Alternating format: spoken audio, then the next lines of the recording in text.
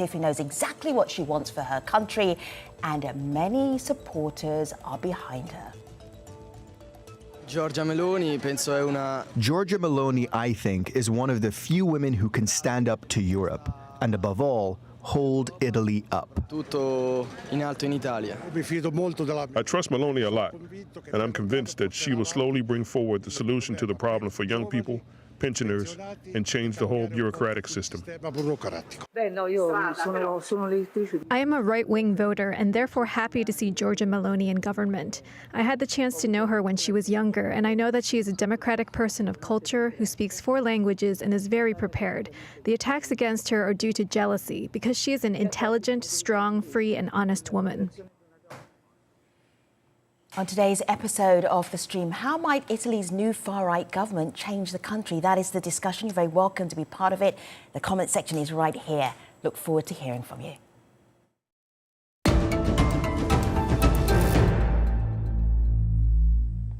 Welcome to Barbara, Marina, Federico. Good to have all 3 of you here. Barbara, wonderful to have you on The Stream. Interesting capacity. I know many of our viewers will recognise you. Tell everybody who you are and what you do now. Thanks for me. It's great to be with you. My name is Barbara Serra. I'm an Italian-born journalist based in London. I used to present the news and be a correspondent for Al Jazeera for 16 years. And at Al Jazeera, I made the film Fascism in the Family. We're going to see a little bit of that in just a moment. But first, let's say hello to Marina. Marina, welcome to The Stream. Please introduce yourself. Say hello to our viewers. Hi, everyone. Thank you for having me here. My name is Marina Cino Pagliarello. I am a political economist and I work on European politics at UCL in London. So good to have you. And Federico, welcome to you as well. Please say hello to our viewers around the world. Hello, everybody. My name is Federico Fubini. I'm a journalist. I'm an editor at large with Corriere della Sera, which is Italy's leading newspaper, and I'm essentially an economics journalist. Good to have all 3 of you. We also reached out to the Brothers of Italy party to see if they would be part of our programme. We didn't get a response from them, but we will be featuring their voices, their comments in today's show.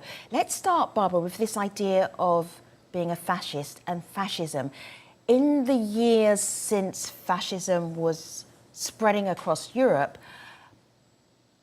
it's become more of a pejorative term. And I'm wondering if we've lost the context of what it means in Italy. Let me start with Matteo, first of all. Matteo sums it up quite nicely. And I'd love you to just build off the back of him. What does being a fascist mean in Italy today? Here's Matteo, first of all. My peers nowadays consider fascism anything that is anti-establishment, conservative, nationalistic. So it's clear that the word has completely lost its meaning. On a humanitarian side, though, I strongly believe that Italy cannot grow its fascist roots without breaking both the Italian law, the European law, and the international law. So I don't think that's really a problem, and we shouldn't worry about that.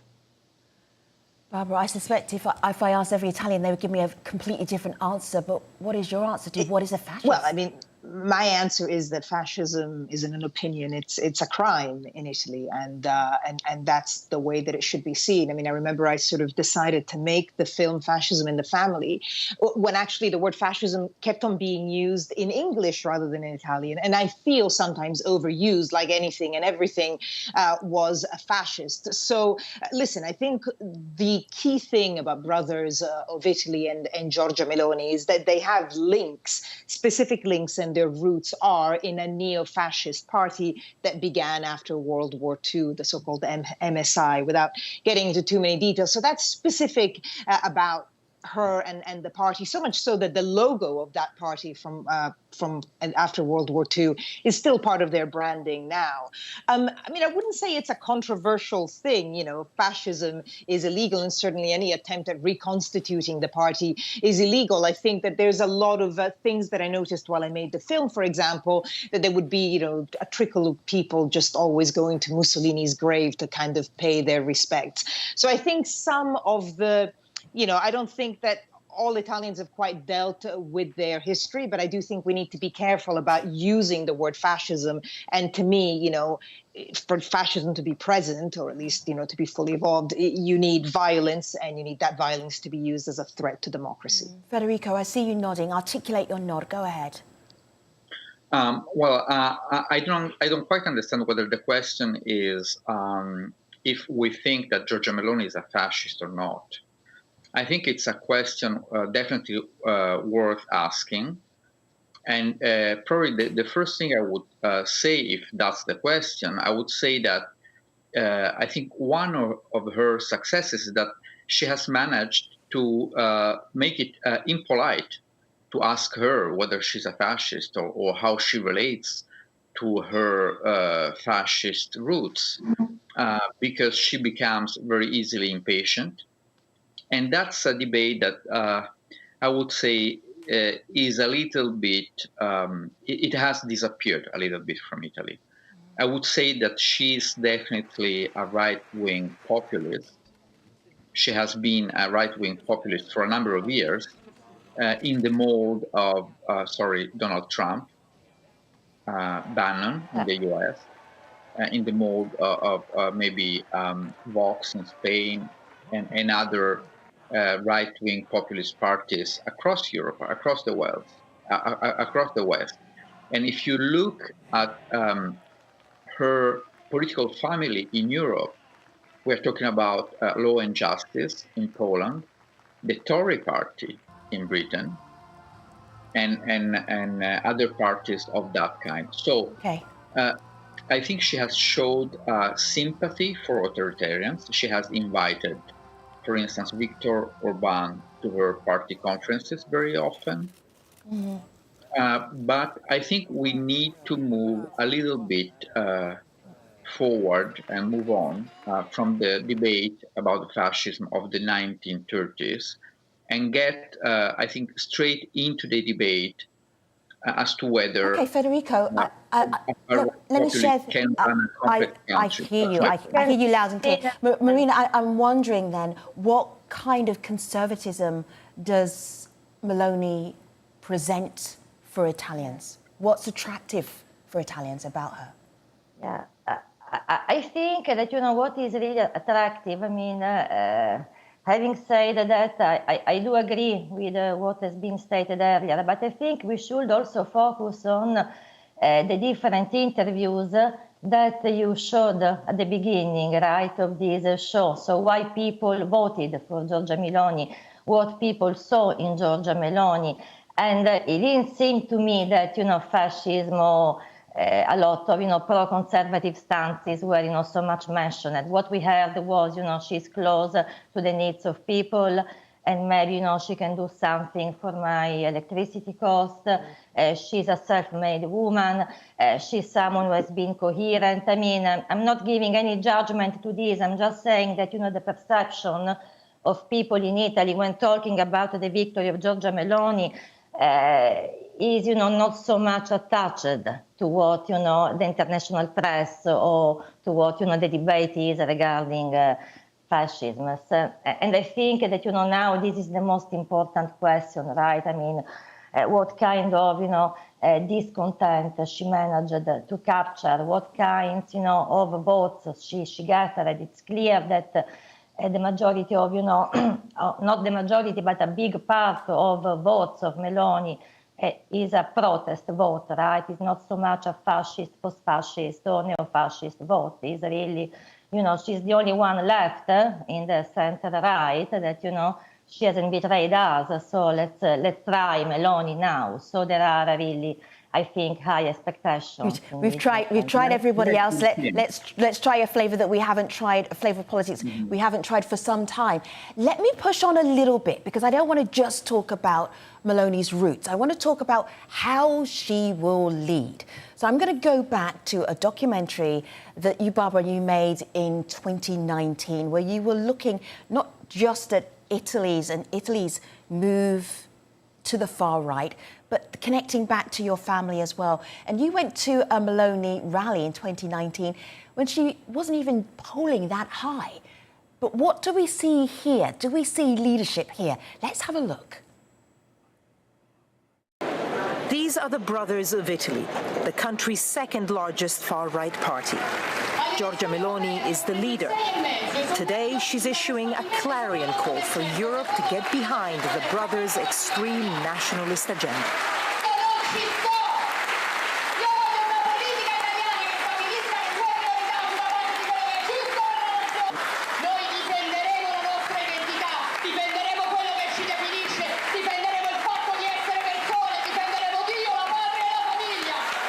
I suspect when Meloni says our identity, she doesn't include the farm workers I met in Puglia.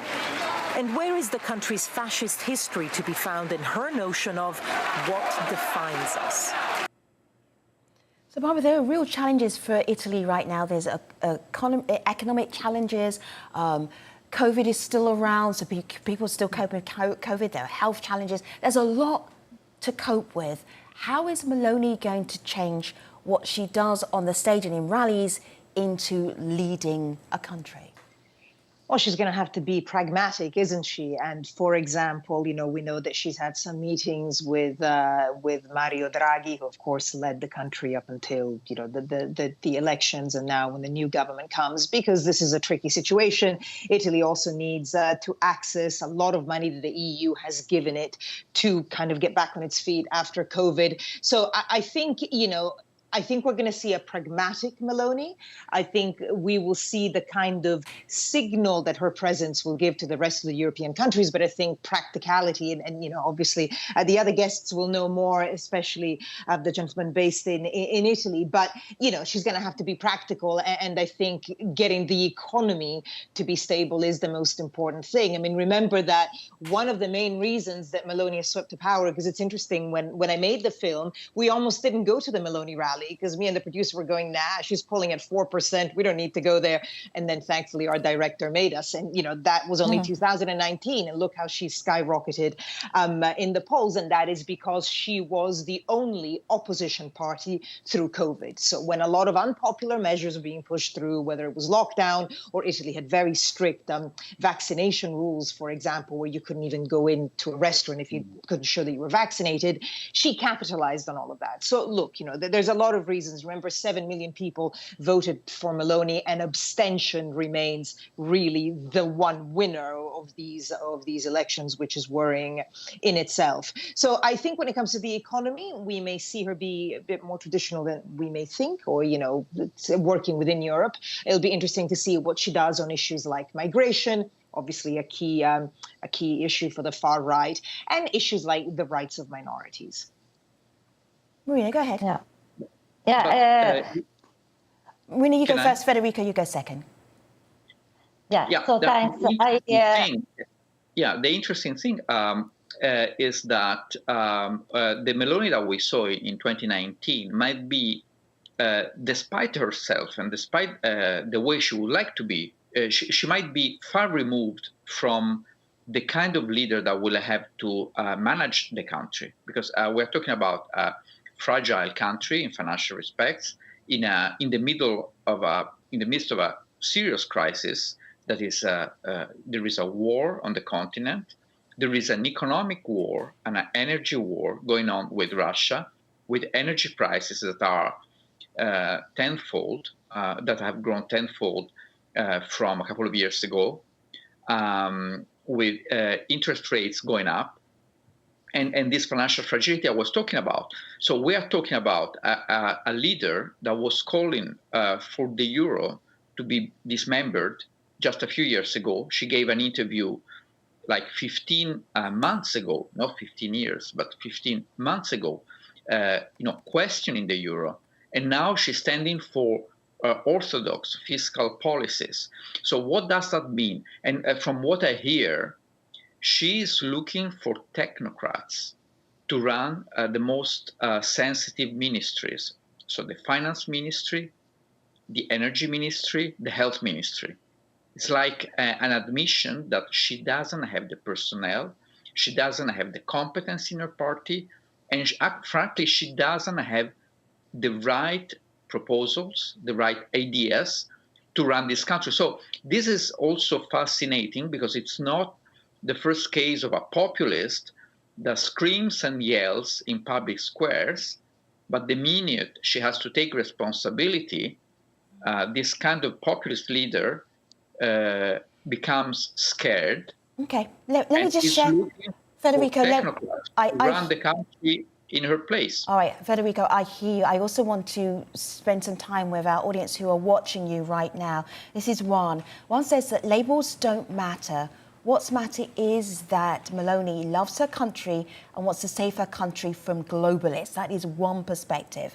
And then another perspective here is concerned about how she might treat migrants coming to Italy.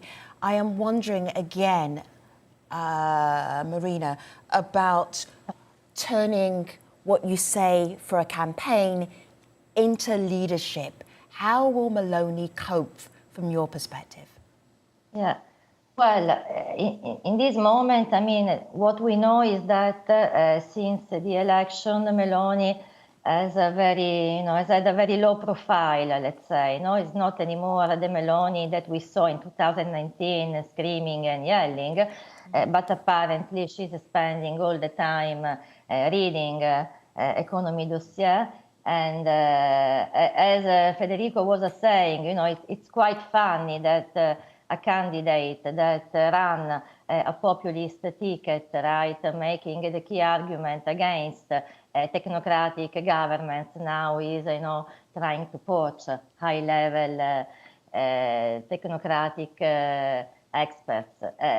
Also, I think that regarding also the priorities of Meloni agenda, so from energy to immigration and social rights and European Union foreign policy, I think that we still have to see who will be the ministers of the most important policy areas. So until we don't know who will be the Minister of Economy and the Interior and the Defense and Foreign Policy, I don't think we can have a real idea of the governability of the coalition, but also of the stability and of the political agenda overall of Meloni. I mean, it's clear that in this moment the priority is energy and Ukraine. I'm not so sure, how much time and efforts Meloni is going to spend in this moment in social rights. But I mean, it's very early to say. It seems that she's really working, waving this pro-European hat in this moment. So let's see what will happen. Can I jump in here for a second? Yeah, because what I'm hearing is that she is actually knocking on the doors of many of those technocrats and asking them to, get on to work for her. And she's getting a lot of refusals because the credibility probably is not there. And so this kind of leader that rose criticizing the technocrats, criticizing mainstream policy making, is now desperate to have those people on her side. And she's not managing. That's the fascinating thing. And like you were talking about migration, but the very same people who voted for her, the small entrepreneurs in northern eastern Italy, they do want economic immigration because they cannot find personnel. They cannot find people to hire. Federico, I'm going to bounce off what you were saying there, because Andrea Piro is an assistant professor at the Scuola Normale Superiore, and he talks about some of the most conservative policies that Meloni has. And he's very worried about them and what that may turn Italy into. This is what he told us earlier.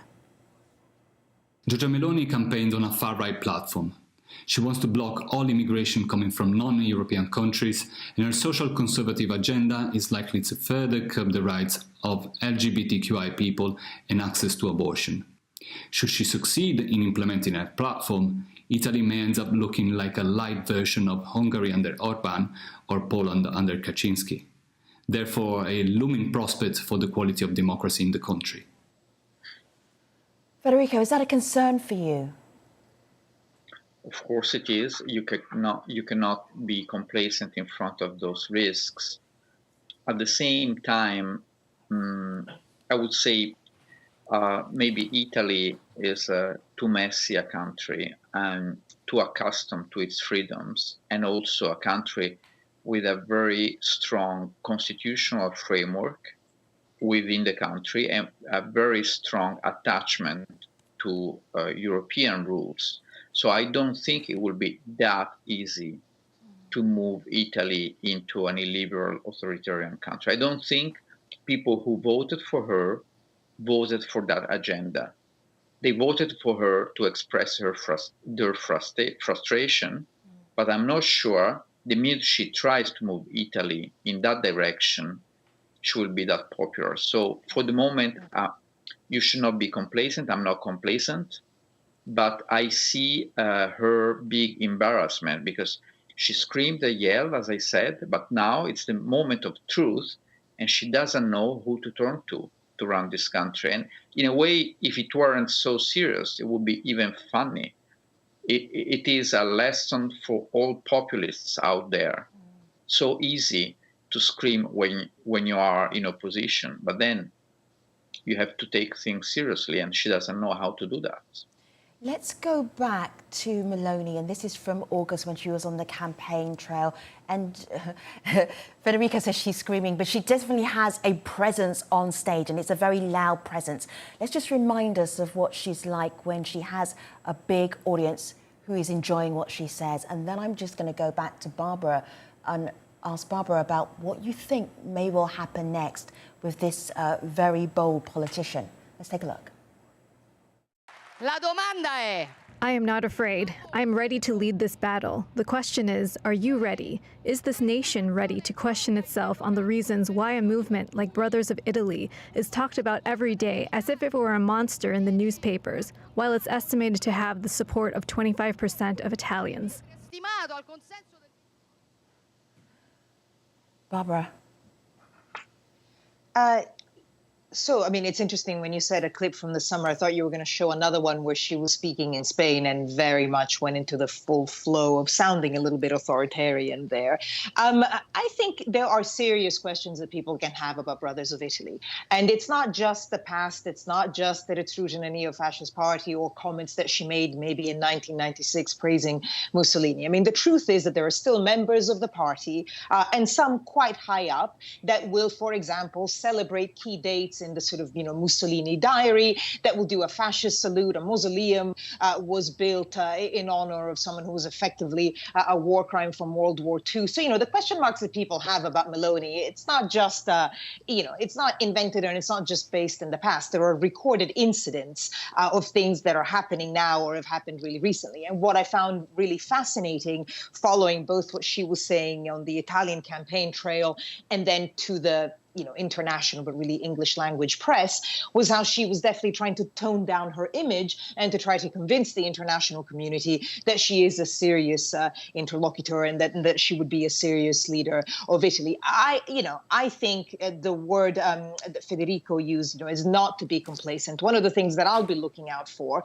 is how they treat dissent, especially dissent when it comes to journalism, because Italy is the only country in Europe where a journalist is under police protection because of threats from neo-fascists, so from the far right. Most of the journalists under police protection are under protection because of the mafia. So it's things like that, it's the little things that I think all of us have to be careful about and just keep an eye on when it comes to Brothers of Italy and the future government that they may form.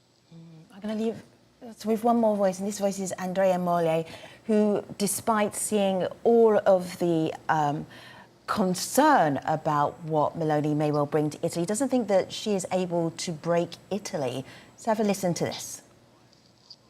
New peak in Euroscepticism in Italy, which is, I want to remind everybody, the second military power and third largest economy, could damage the union beyond repair, with consequences that we will feel also in the US. I can see how all this can be cause of concern. However, so far, Giorgia Meloni seems to have signaled her willingness to act in continuity with Mario Draghi and reassure everybody that the country will be loyal to NATO and the EU. Thank you to everybody who joined us on YouTube. The debate continues on YouTube. Barbara, Marina, Federico, thanks for being part of today's show. Appreciate it. I'll see you next time. Take care, everybody.